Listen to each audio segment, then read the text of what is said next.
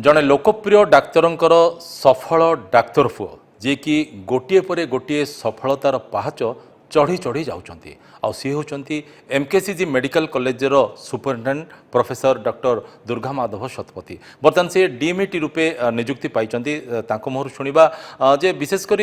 तांकर जो विजन रही एमकेसीजी मेडिकल कॉलेज नहीं कि से दिगरे से केते सफलता पाइचंती आ या पर जो नवा दायित्व बर्तमान से नवा पई जाउछंती तापरे केते दूर से सक्षम हेबे तांकर जो अधूरा स्वप्न रही एमकेसीजी मेडिकल कॉलेज नहीं कि ताहा पूरण करेंगे। सर नमस्कार, आपण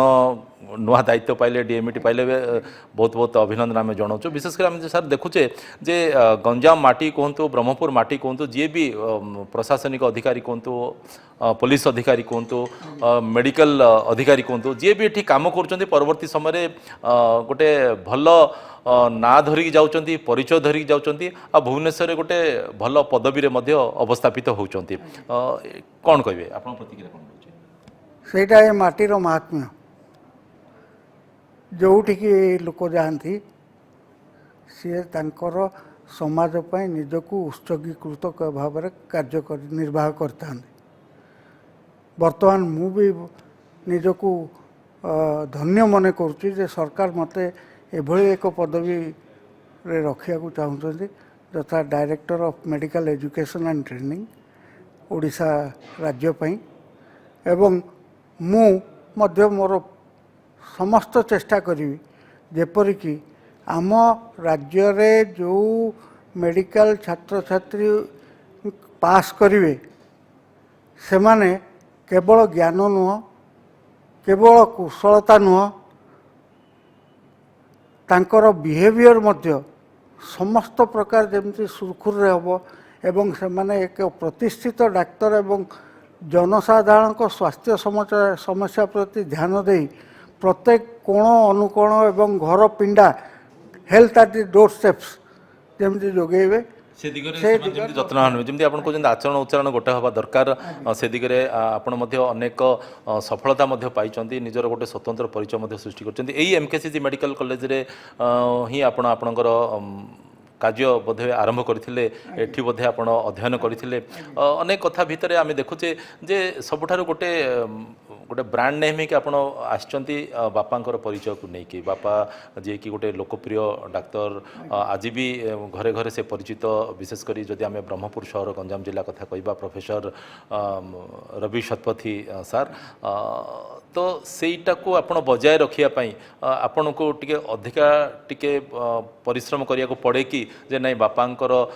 जो थिला नेम एंड फेम थिला सिठी काले कोठे दाग लागी जो कि मो पाई सेमती किछि भावना आसी गया ना ना मोर बर्तमान मूल लक्ष्य होची मोर जो छात्र छात्री अछंती से माने किपरि भाव में जने सफल चिकित्सक रूपे परिगणित हेबे कारण मु विभिन्न मेडिकल कॉलेज रे मो छात्र छात्री अछंती जो मानकु मु अध्यापना करैथिली एवं मु चाहे से माने जोठी जातु से माने तांकर अनुष्ठानर तांको शिक्षक शिक्षयित्रींकर मान सम्मान सब बजाय रखंतु एवं सर्वोपरि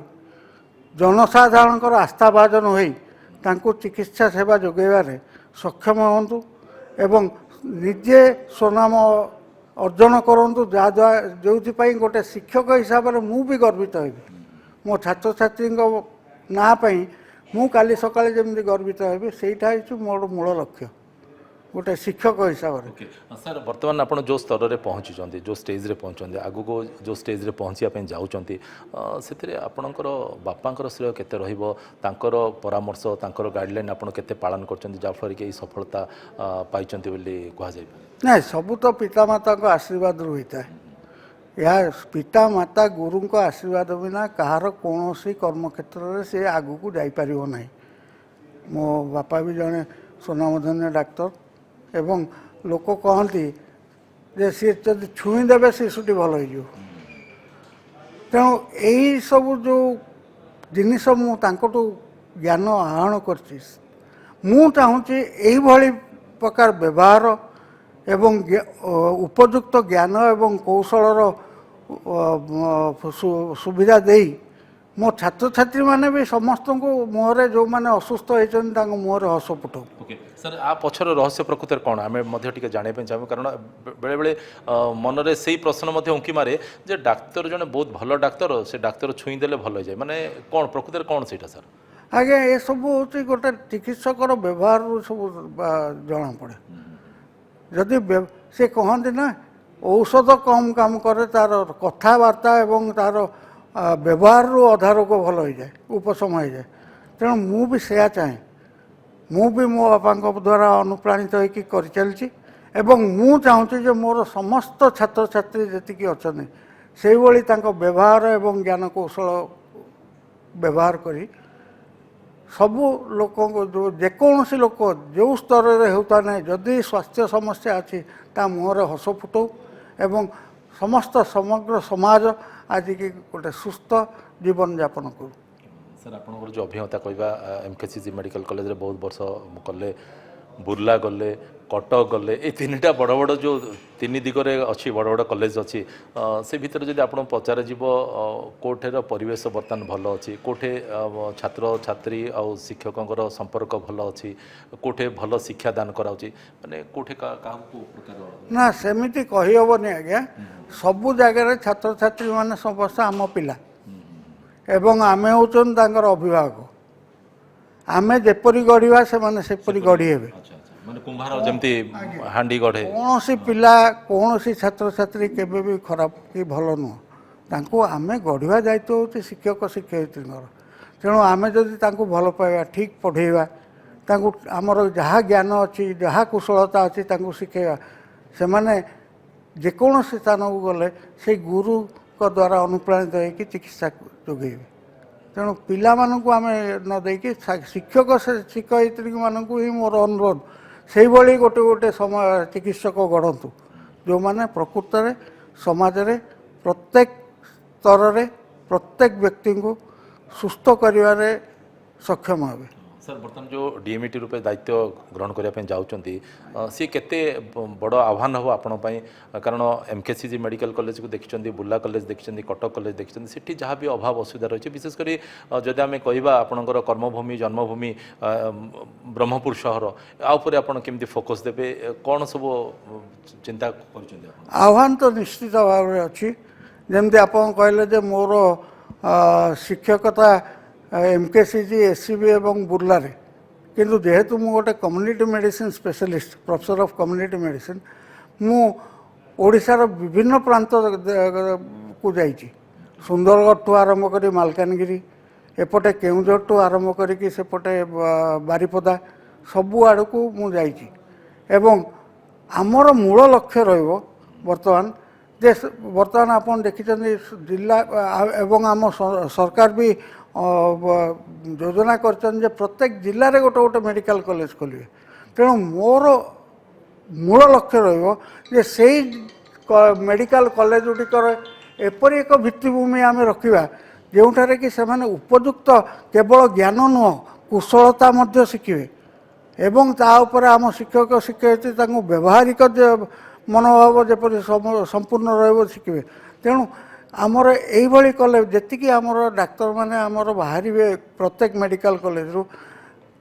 ଆମ ଲୋକଙ୍କୁ ଏତେ ଦୂର ଦୂରାନ୍ତରୁ ଏଠିକି ଆସିବାକୁ ସେଠିକି ଯିବାକୁ ଧାଁ ଦୌଡ଼ ହେବା ଦରକାର ନାହିଁ। ତାଙ୍କର ପ୍ରତିଟି ଜିଲ୍ଲାରେ ଯେଉଁ ଆପଣ କହୁଛନ୍ତି ସରକାରଙ୍କର ଯେଉଁ ବର୍ତ୍ତମାନ ଭିଜନ ଅଛି ଚିନ୍ତା କରିଛନ୍ତି ପ୍ରତିଟି ଜିଲ୍ଲାରେ ଗୋଟେ ଗୋଟେ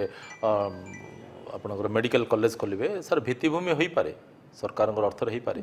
କିନ୍ତୁ ସାର୍ ଡାକ୍ତର ନଥିବେ ସେ ଭିତ୍ତିଭୂମି ଥିବ ଏବେ ବି ଯେତିକି ଅଛି ସେଠି ତ ଅନେକ ଅଭାବ ଅସୁବିଧା ରହିଛି ମେନ୍ ପାୱାର କଥା ଯଦି ଆମେ କହିବା ସେଇ ଜିନିଷ ଗୁଡ଼ାକ ଧୀରେ ଧୀରେ ଆମେ ଇଏ କରିବୁ ଯେପରିକି ଆମର ଯେ ସରକାରଙ୍କ ଗୋଟିଏ ଚିନ୍ତାଧାରା ନୁହେଁ ଯେ କ୍ୱାଣ୍ଟିଟି ବଢ଼େଇବା ଆଜ୍ଞା କ୍ୱାଣ୍ଟିଟି ୱିଥ୍ କ୍ୱାଲିଟି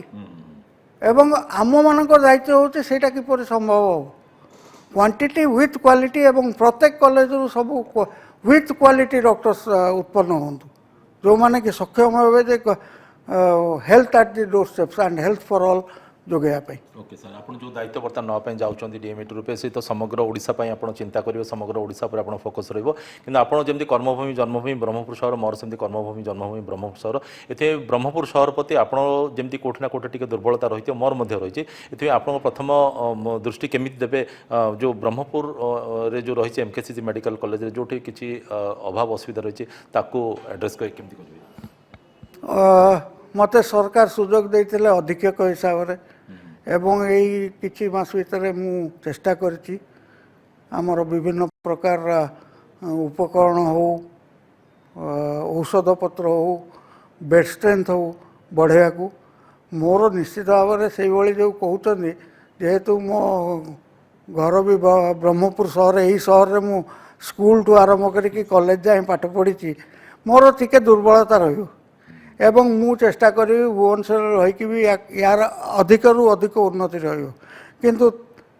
प्रथम मु जानिया पड़ो मु आप मैंने समस्ते जानते मु हूँ ओडिशावासी उत्कलवासी